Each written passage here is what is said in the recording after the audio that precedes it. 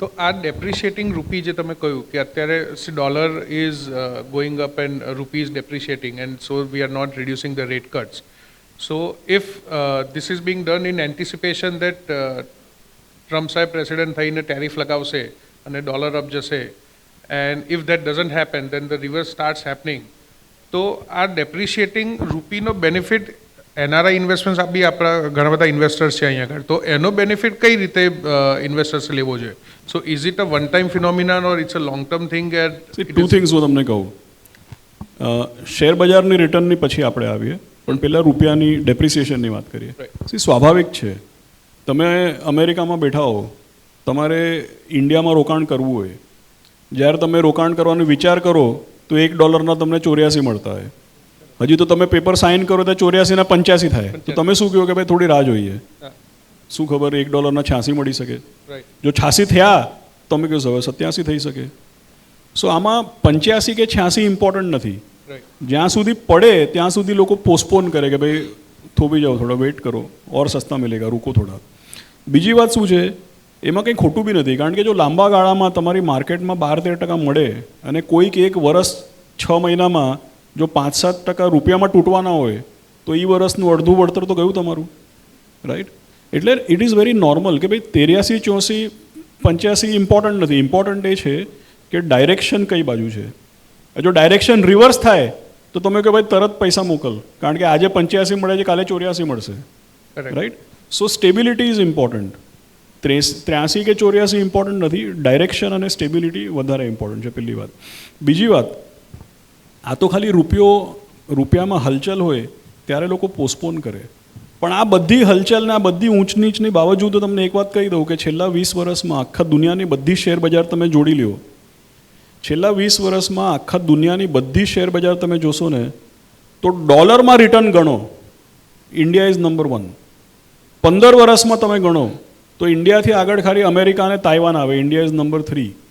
અને 5 વર્ષ, 10 વર્ષ, 15 વર્ષ, 20 વર્ષ, 1 વર્ષ, 3 વર્ષ, કોઈ બી સમયગાળો તમે જોઈ લ્યો, ઇન્ડિયાની માર્કેટનું રિટર્ન ડોલરમાં ટોપ 2 કે ટોપ 3 માર્કેટમાં આવે છે.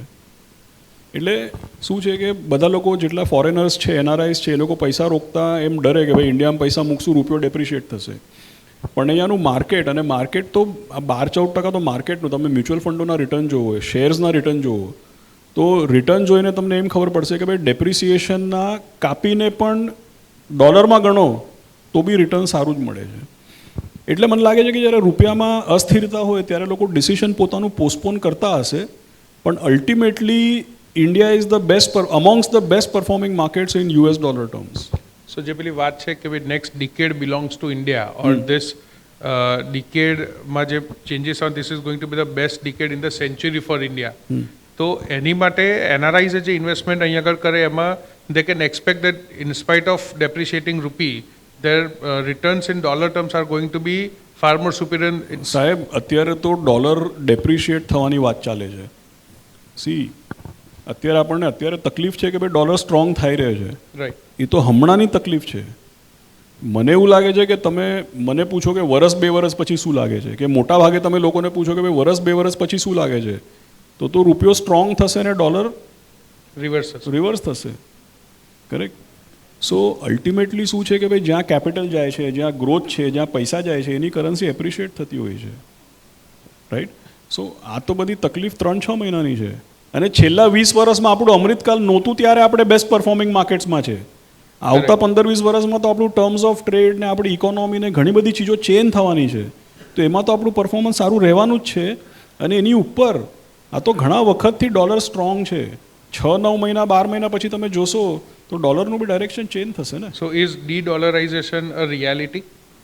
એની બી ઘણી બધી ચર્ચાઓ થતી હોય છે લોકોનામાં. નહીં, મને એવું લાગે છે કે આ ડી-ડોલરાઇઝેશન તો બહુ એક્સ્ટ્રીમ વાત થઈ ગઈ, રાઈટ? તમે એમ વિચાર કરો કે ભાઈ દુનિયામાં $100 એક તો પહેલી વાત ફની ચીજ શું છે ખબર છે, કે ડી-ડોલરાઇઝેશન ડિસ્કસ કરવા માટે આપણે બેઝ કરન્સી બી ડોલર જ યુઝ કરવી પડે છે. એટલે હું તમને કહું કે દુનિયામાં $100 ટ્રેડ થાય તો તમને શું કહું કે દુનિયામાં $100 ટ્રેડ થાય, $100 નહીં, ટ્રેડ તો બધો ડોલરમાં જ થાય છે. હવે $100 ટ્રેડમાંથી $70 એકચ્યુઅલી ડોલરમાં થાય છે, અને બાકી $20 સમજો ક્યાંક યુઆનમાં કે ક્યાંક યુરોમાં કે રેનમિનબી કે એમ થતું હશે. એટલે ડોલરનો બહુ તો થોડો માર્કેટ શેર પડે, ઓકે, પણ ડી-ડોલરાઇઝ તો it's a very extreme thing, પહેલી વાત. અને બીજી વાત, અમેરિકા ખાલી ઇકોનોમિક સુપર પાવર નથી ને મિલિટરી સુપર પાવર બી છે. કરેક્ટ, એટલે જોરથી કોઈ ડી-ડોલરાઇઝ બોલશે તો ત્યાં એની પછી નેવી ને આર્મી ને બધું પહોંચી જશે ને. પહોંચી જશે. જસ્ટ ટુ એડ, જે આશીષે કીધું ને રૂપી ડેપ્રિશિએશન, તો એની એક થિયરી છે જેને કહેવાય ઇન્ટરેસ્ટ રેટ પેરિટી. છેલ્લા 10 વર્ષમાં ઓન એન એવરેજ યુએસમાં જે 10-year બોન્ડ yieldછે, 10 વર્ષનું બોન્ડ, રાઈટ, એનું 2% જેવું રહ્યું. આ છેલ્લા અમુક દિવસો કાઢી નાખો એકાદ વર્ષ, એ સિવાયના 12 વર્ષમાં, અને આપણું 8% રહ્યું. એ બે વચ્ચેનો ડિફરન્સ કેટલો છે? 6%. તો તમે જોજો કે રૂપી 6%થી ડેપ્રિશિએટ થયો, રાઈટ. 42નો 84 12 વર્ષમાં, એટલે તમારો ડબલ થઈ ગયો, 6%થી ડેપ્રિશિએટ થાય. તો હવે યુએસની બોન્ડ ડીલ 4.70 છે અને ભારતની 6.70 છે. જે ડિફરન્સ છે એ 2% રહ્યો છે.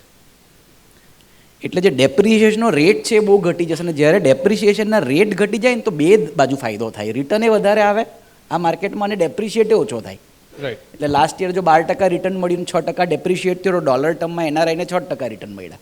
રાઈટ, પણ જ્યારે ડેપ્રિશિએટ ઓછો થાય ત્યારે લોકલ કરન્સીનું રિટર્ન પણ વધી જાય. એટલે 18% રિટર્ન આવે માની લો 10 વર્ષમાં, અને 2%નું ડેપ્રિશિએશન, તો નેટ રિટર્ન 16% મળે. So that is what is interest rate so parity. Interest rate parity અત્યારે ઓછી છે, so returns in dollar terms ના વધવાના ચાન્સીસ વધવાના ચાન્સીસ વધારે છે. યસ. સો ચિરાગજી, next question is for you that NRIs અને ફોરેન એન્ટિટીઝ માટે અત્યારે આપણે ગિફ્ટ સિટીની બી ઘણી બધી ચર્ચા થાય છે. Our prime minister is already focusing on lot of investments through gift City. So GIFT સિટીમાં જે હવે ઓપોર્ચ્યુનિટીઝ છે for lot of NRIs, so if you can throw some light on what kind of products or how the products are defined.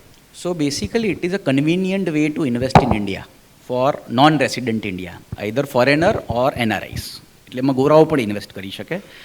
A different jurisdiction છે ટેક્સનું. એટલે ત્યાં Indian ટેક્સના લો નહીં લાગે, બરાબર. એટલે ત્યાં બધા જે પ્રોડક્ટ છે એમાં તમે ઇન્વેસ્ટ કરો તો સિમ્પલ તમારે ત્યાંના ડોક્યુમેન્ટ પ્રોડ્યુસ કરવાના, જે પણ તમારા હોય, આઈડી પ્રૂફ, એડ્રેસ પ્રૂફ, તમારું બેંક એકાઉન્ટ, અને તમારે ડોલરમાં પૈસા ત્યાં રેમિટ કરવાના અને એનું ઇન્વેસ્ટમેન્ટ કરવાનું. એના ઘણા બધા ઓપ્શનો ઇન્વેસ્ટમેન્ટ કરવાના. હવે એમાં બેસ્ટ ફાયદો શું કે એ બધા જે સ્ટ્રક્ચર છે એટલા સ્પેસિફાઈડ છે કે એમાં તમને કોઈ ટેક્સ લાગતો નથી, સ્ટ્રક્ચરને ટેક્સ લાગતો નથી, અને જ્યારે તમે પૈસા પાછા લઈ જાઓ ત્યારે ઇન્ડિયામાં કોઈ ટેક્સ ભરવાનો નથી. તમારે ખાલી તમારા જે ડોમિસાઇલ કન્ટ્રી છે ત્યાં જ ટેક્સ ભરવાની લાયબિલિટી આવે. એટલે બહુ કન્વિનિયન્ટ છે, ટેક્સ એફિશિયન્ટ છે. So there are various way to invest in to GIFT City, but this jurisdiction will grow very fast. કેમ કે ગવર્મેન્ટનું બહુ ધ્યાન છે ત્યાં. એક તમને સિમ્પલ એક્ઝામ્પલ આપું કે હવે જે અમારા મ્યુચ્યુઅલ ફંડ છે ડોમેસ્ટિકલી લિસ્ટેડ, એને ફોરેન સિક્યુરિટીમાં ઇન્વેસ્ટમેન્ટ કરવાની છૂટ નથી, કેમ કે લિમિટ અમે પૂરી કરી નાખી છે. હવે નવી લિમિટ ત્યાં જ ઓપન છે. So that much focus government is having. So I think there are various option and it is very good. Even a Indian માટે પણ બહુ સારું ઓપ્શન છે, પણ Indian can't invest through gift City in India, but an NRI can and foreigner can invest through gift City in India. So there is one simple benefit. તમે as a NRE, તમે NRI હો તો એનઆરઈ અકાઉન્ટથી તમે normally સમજો dollar મોકલો, NRE અકાઉન્ટથી તમે રોકાણ કરો. એટલે તમે એનઆરઈ અકાઉન્ટથી રોકાણ કરો એટલે એમાં શું થાય કે ભાઈ અહીંયા તમારે ટીડીએસ, જેમ તમે કેપિટલ ગેઇન ટેક્સ હોય કંઈ બી હોય, તમારા ખાતામાં ક્રેડિટ થાય તો ટીડીએસ કપાય. ટીડીએસ કપાય એટલે તમારે અહીંયા પેન ને પછી રિટર્ન ફાઇલ કરવાનું, એ બધું કરવાનું. ગિફ્ટ સિટીમાં ઇન્વેસ્ટ કરવાથી શું છે કે ભાઈ તમે પૈસા ડોલરમાં મૂકો અને કાઢો તો ત્યારે ડોલરમાં બારોબાર. એટલે ગિફ્ટ સિટી જ્યોગ્રાફિકલી ઇન્ડિયામાં છે, પણ આમ તમે કહો તો ઓફશોર સેન્ટર કહેવાય ને. એટલે તમારે એમાં એનઆરઈ એનઆરઓમાં કંઈ નથી કરવાનું, ટીડીએસ કંઈ નથી, અહીંયા રિટર્ન ફાઇલ કરવાની જરૂરત નથી. તમે ડોલરમાં પૈસા મૂક્યા એ બારોબાર ડોલરમાં પાછા વિડ્રો થઈ જાય. એટલે તમારે બધું જે ટેક્સેશન છે એ તમારી હોમ કન્ટ્રીમાં કરવાનું, ઇન્ડિયામાં કંઈ કરવાનું નથી તમારે. No tax filing required. એટલે technically you have not come to India. તમે ઇન્ડિયાની બાઉન્ડ્રીમાં આવ્યા જ નહીં. તમે બારોબાર જ તમે ડોલરમાં જ રોકાણ કર્યું, ડોલરમાં કાઢી લીધું, અને ઇન્ડિયાની બેન્કિંગ સિસ્ટમને તમે ટચ જ નથી કર્યું.